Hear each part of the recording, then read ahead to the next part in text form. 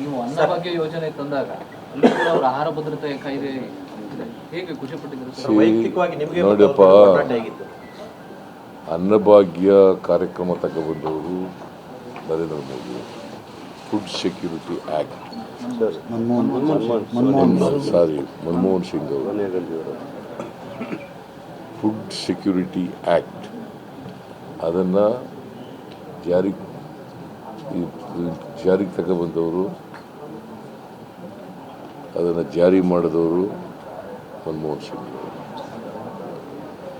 ಯಾಕಂತಂದರೆ ಈ ದೇಶದಲ್ಲಿ ಬಡತನ ಇದೆ,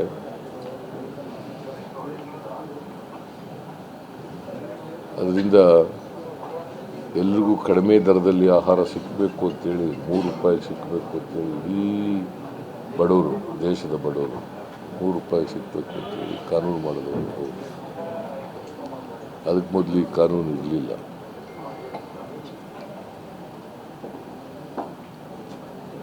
ನಾವು ಅವರು ಕಾನೂನು ಮಾಡಿದ ಮೇಲೆ ನಾನು ₹1 ಅಕ್ಕಿ ಕೊಡ್ತಕ್ಕಂಥ ಕಾನೂನನ್ನು ಮಾಡಿದ್ದೆ. ಬಡವರಿಗೆಲ್ಲ BPL ಕಾರ್ಡ್ ಹೋಲ್ಡರ್ಸ್ಗೆ ₹1 ಅಕ್ಕಿ ಕೊಡಬೇಕು.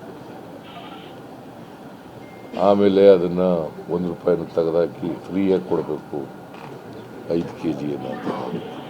ಅದ ನಂತರ 7 kg ಕೊಡಬೇಕು ಅಂತ ಮಾಡಿದ್ದೆ. ಇವತ್ತು ಏನು ಮನಮೋಹನ್ ಸಿಂಗ್ರವರು, ನರೇಂದ್ರ ಮೋದಿಯವರು ಆಹಾರ ಕೊಡ್ತಾ ಇದ್ದಾರೆ, 5 kg ಅಕ್ಕಿಯನ್ನು ಕೊಡ್ತಾ ಇದ್ದಾರಲ್ಲ, ಅದು ಕೊಡಲಿಕ್ಕೆ ಕಾರಣಕರ್ತರು ಮನಮೋಹನ್ ಸಿಂಗ್. ನಾನು ಕೊಡಲಿಕ್ಕೆ ಕಾರಣಕರ್ತರು Manmohan Singh. Food security act ಇಲ್ಲದವರಿಗೆ ಕೊಡಲಿಕ್ಕೆ ಆಗ್ತದೆ. ಸೊ ಅವರು ಈ ದೇಶದ ಬಡವರು, ನಿರುದ್ಯೋಗಿಗಳು ಅವರನ್ನು ಗಮನದಲ್ಲಿಟ್ಟುಕೊಂಡು ಅವರ 10 ವರ್ಷಗಳ ಅವಧಿಯಲ್ಲಿ ಕಾರ್ಯಕ್ರಮವನ್ನು ನಡೆಸಿದರು. ಸರ್, ನಿಮ್ಮ ಮತ್ತು ಅವ್ರ ನಡುವಿನ ಒಡನಾಟ ಹೇಗಿತ್ತು ಸರ್? ವೈಯಕ್ತಿಕ ಒಡನಾಟ ಚೆನ್ನಾಗಿತ್ತು.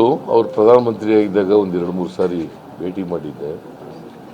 ಆಮೇಲೆ ನಾನು ಮುಖ್ಯಮಂತ್ರಿ ಆದಾಗಲೂ ಕೂಡ ಅವರು ಪ್ರಧಾನಮಂತ್ರಿ ಆಗಿದ್ದರು. ಯಾಕಂದರೆ ನಾನು 2013ರಲ್ಲಿ ಮುಖ್ಯಮಂತ್ರಿ ಆದೆ, ಅವರು 2014ವರೆಗೂ ಪ್ರಧಾನಮಂತ್ರಿ ಆಗಿದ್ದರು.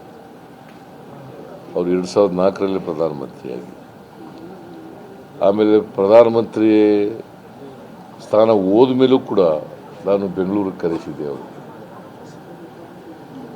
ಬೆಂಗಳೂರಿನಲ್ಲಿ ಕರ್ನಾಟಕದ ಆರ್ಥಿಕತೆ ಬಗ್ಗೆ ಮಾತಾಡಿದರು.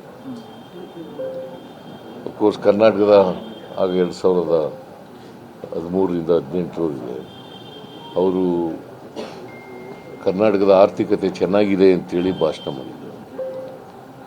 ಒಬ್ಬ ಆರ್ಥಿಕ ತಜ್ಞ, ಶ್ರೇಷ್ಠ ಆರ್ಥಿಕ ತಜ್ಞ, ಕರ್ನಾಟಕದ ಆರ್ಥಿಕತೆ ಚೆನ್ನಾಗಿದೆ, ಅವ್ರ ಕಾರ್ಯಕ್ರಮಗಳು ಚೆನ್ನಾಗಿವೆ ರಾಜ್ಯ ಸರ್ಕಾರದ್ದು ಅಂತೇಳಿ ಅವತ್ತು ಅವರು ಭಾಷಣದಲ್ಲಿ ಹೇಳಿದರು.